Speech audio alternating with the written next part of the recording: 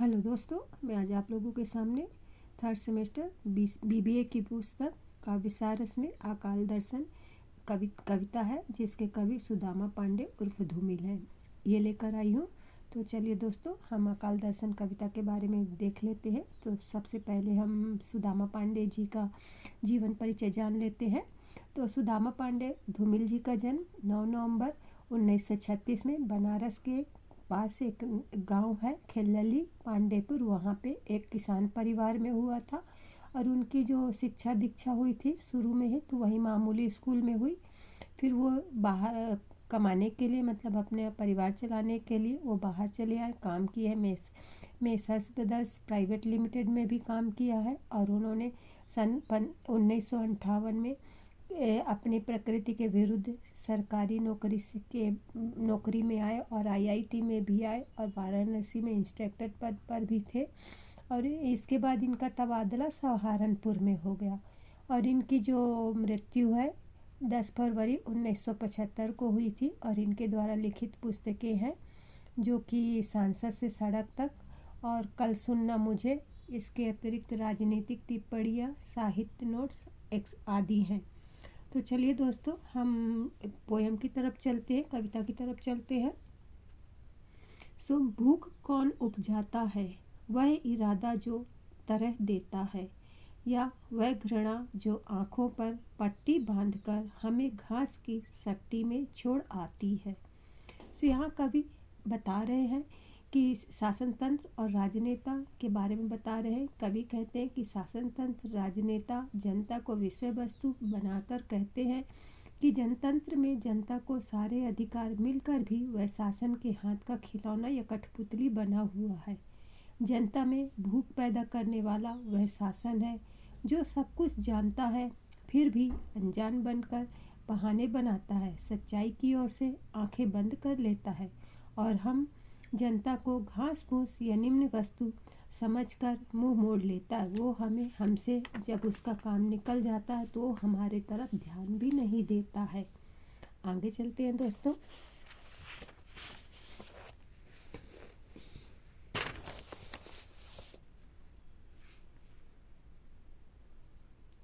उस चालाक आदमी ने मेरी बात का उत्तर नहीं दिया।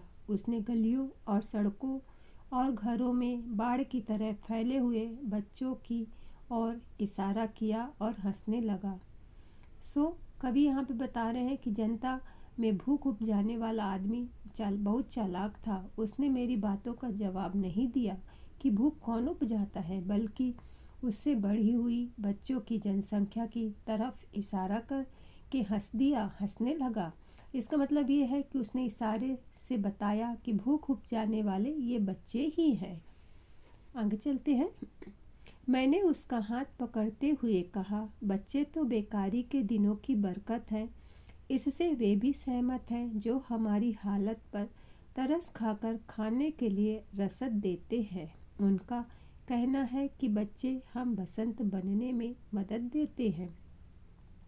सो यहाँ पे कवि बता रहे हैं कि उस चालाक आदमी का कवि ने हाथ पकड़ लिया और उससे कहा कि बच्चे भूख उपजाते हैं, लेकिन ये बच्चे तो हमारी बेरोजगारी का परिणाम है। यहाँ भूख और बेरोजगारी की समस्याओं पर ध्यान दिया गया है। हमारी भूख को शांत करने के लिए राशन दिलाने वाले भी मेरी बातों से सहमत थे और भूख और बेरोजगारी दोनों है इससे भी वह सहमत थे। फिर भी वह बुलावा देने के लिए कहते हैं और कहते हैं कि बच्चे हमारी बसंत लाने में, खुशियाँ लाने में मदद करते हैं। आगे चलते हैं। लेकिन यहीं वे भूलते हैं, दरअसल पेड़ों पर बच्चे नहीं हमारे अपराध फूलते हैं। मगर उस चालाक आदमी ने मेरी किसी बात का उत्तर नहीं दिया। हंसता रहा, हंसता रहा, हंसता रहा। फिर जल्दी से हाथ छुड़ाकर जनता के हित में स्थानांतरित हो गया। सो कवि यहाँ पे बताते हैं कि वह चालाक आदमी कहता है कि बच्चे जीवन में खुशियाँ लाते हैं, बसंत लाते हैं, लेकिन बसंत ऋतु में पेड़ पौधे पर ज़रूर फल फूल उगते होंगे, फलते होंगे, लेकिन हमारे जीवन में तो भूख और बेरोजगारी है। बेरोजगारी में अपराध और जो अपराध से लोगों को दुख होता है, तकलीफ़ होती है वही फलते फूलते हैं। मगर यह चालाक आदमी मेरे सवालों से अपने को बचाते हुए बहलाते हुए हंसता रहा और मेरा हाथ छुड़ाकर वहाँ से निकल गया और जनता की भलाई में अपने आप को बदल दिया। आगे चलते हैं। मैंने खुद को समझाया, यार उस जगह खाली हाथ जाने से इस तरह क्यों झिझकते हो? क्या तुम्हें किसी का सामना करना है? तुम वहाँ कुआं झाँकते आदमी की सिर्फ पीठ ही देख सकते हो। यहाँ पे कवि बता रहे होते हैं कि कवि स्वयं से बात करते हैं, कहते हैं कि जनता की भलाई करने गया था, उससे तुम्हें कुछ हासिल होने वाला नहीं है। तुम्हें कटोरा लेकर जाने की कोई आवश्यकता नहीं है। वहाँ भी तुम्हारी तरफ देखने वाला कोई भी नहीं होगा, क्योंकि सभी वहाँ अंधेरे कुएं में झांकते ही दिखेंगे और तुम उनकी सिर्फ पीठ ही देख पाओगे। जनता भी वही करेगी, जैसा हम उसे दिखाएंगे, जैसा बोलेंगे वैसा ही करेगी। आगे चलते हैं। और सहसा मैंने पाया कि मैं खुद अपने सवालों के सामने खड़ा हूँ और उस मुहावरे को समझ गया हूँ जो आज़ादी और गांधी के नाम पर चल रहा है, जिससे न भूख मिट रही है न मौसम बदल रहा है। यहाँ पे कवि बता रहे हैं कि मतलब मैं समझ गया हूँ कि ऐसी हालत हो गई है कि अपने ही सवालों से मैं घिर गया हूँ, उलझ गया हूँ, और मुझे आज़ादी और गांधी के नाम पर जो लोग मूर्ख बनाते हैं, खोखला मुहावरा समझ में आ गया कि लोग कैसे लोगों को बेवकूफ़ बनाते हैं। आज़ादी के बाद भी कोई बदलाव नहीं आया है, ना गरीबी मिटी है, ना भूख, और ना ही हमारे दिन फिरे हैं। सब कुछ पहले जैसा है। पहले भी गुलामी थी और अब भी गुलामी है, सिर्फ केवल शासक ही बदल गए हैं और सब कुछ वैसे का वैसा ही है। लोग बिलबिला रहे हैं, पेड़ों को नंगा करते हुए, पत्ते और छाल खा रहे हैं, मर रहे हैं, दान कर रहे हैं, जलसों जुलूसों में भीड़ की पूरी ईमानदारी से हिस्सा ले रहे हैं और अकाल को सोहर की तरह गा रहे हैं। झुलसे हुए चेहरों पर कोई चेतावनी नहीं। यहाँ कवि बताते हैं कि देश की जनता परेशान है, कीड़े मकोड़ों के जैसे बिलबिला रही है, पेड़ की छाल से भूख मिटा रही है और कुछ तो भूखे मर भी रहे हैं। तो दूसरी तरफ विदेशों में अनाज दान दिया जा रहा है। देश की जनता के हक को छीनकर अन्न भेंट दिए जा रहे हैं। व्यक्तिगत स्वार्थ साधने वालों की तरफ यहाँ पे कवि इशारा किया है, लेकिन देश की जनता उत्सवों और आंदोलनों में पूरी ईमानदारी से भाग ले रही है, भीड़ का हिस्सा बनती जा रही है, अकाल को खुशी के गीत की तरह गा रही है। उनके चेहरे झुलसे हुए हैं, लेकिन वे इससे कोई भी सबक नहीं ले रही है। जनता टूट चुकी है, अज्ञानता ने उनको लूट लिया है। आगे चलते हैं। मैंने जब भी उनसे कहा देश, शासन और राशन, उन्होंने मुझे टोक दिया। अक्सर वे मुझे अपराध के असली मुकाम पर उंगली रखने से मना करते हैं। जिनका आधे से ज़्यादा शरीर भेड़ियों ने खा लिया, वे इस जंगल की सराहना करते हैं। बेशक यह ख्याल ही उनका हत्यारा है। यह दूसरी बात है कि इस बार उन्हें पानी ने मारा है। यहाँ पे कवि बता रहे होते हैं कि मैंने जब कभी शासन और राशन पर चर्चा करना चाहा तो मुझे रोककर टोक दिया गया और मना कर दिया गया कि यह तुम्हारे हक में नहीं है। जब कभी मैंने अपराध के कारणों, भूख और बेरोजगारी पर पूछना चाहा तो मुझे रोक दिया गया। जनता, जिनका आधा शरीर जंगल के भेड़ियों ने नोच नोच कर खा लिए हैं, वे इस जंगल की प्रशंसा करते हैं, अर्थात जंगल राज मचा हुआ है। परेशान प्राणी यहाँ वहाँ भटक रहे हैं, इतने डरे हुए हैं कि उन्हें प्रशंसा करनी ही पड़ती है।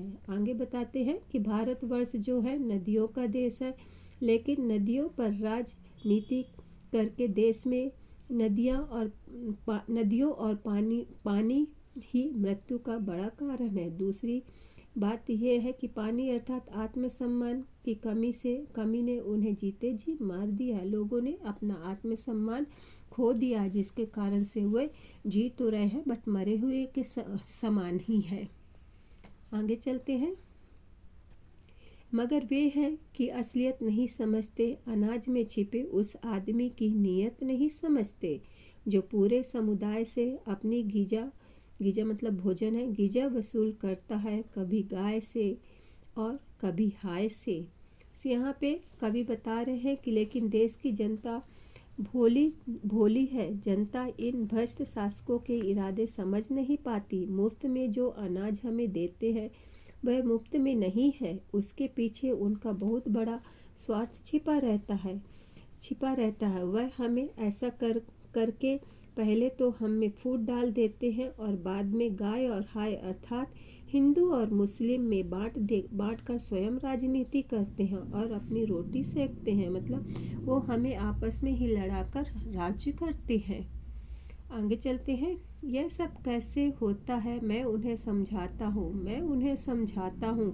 वह कौन सा प्रजातांत्रिक नुस्खा है कि जिस उम्र में मेरी माँ का चेहरा झुर्रियों की झोली बन गया, उस उम्र की मेरे पड़ोस की महिला के चेहरे पर मेरी प्रेमिका के चेहरे सा लोच है।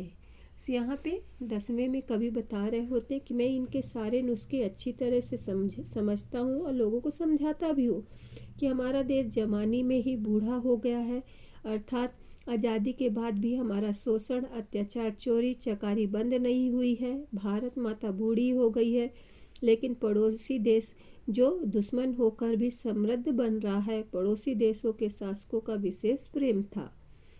आगे चलते हैं। वे चुपचाप सुनते हैं, उनकी आंखों में विरक्ति है, पछतावा है, संकोच है, या क्या है कुछ पता नहीं चलता। वे इस कदर पस्त हैं कि तटस्थ हैं। यहाँ पे कवि बता रहे हैं कि ऐसी स्थिति देखकर जनता चुप हो गई है। लोगों की आंखों में विरक्ति या खालीपन के भाव हैं, या पछतावा है कि हमने आज़ादी का स्वप्न ही क्यों देखा, उससे कितने अपने खोए हैं, लेकिन हमारे दिन तो बद से बदतर हो गए हैं। या फिर अधिकारों की बात करने में संकोच करते हैं। आखिर किस मानसिकता से बेचारे देशवासी गुजर रहे हैं, समझ नहीं आता। शायद वे निराश हो चुके हैं, इसलिए एकदम जड़ से हो गए हैं, एकदम समान, कोई उन पर कुछ असर ही नहीं करता है। आगे चलते हैं।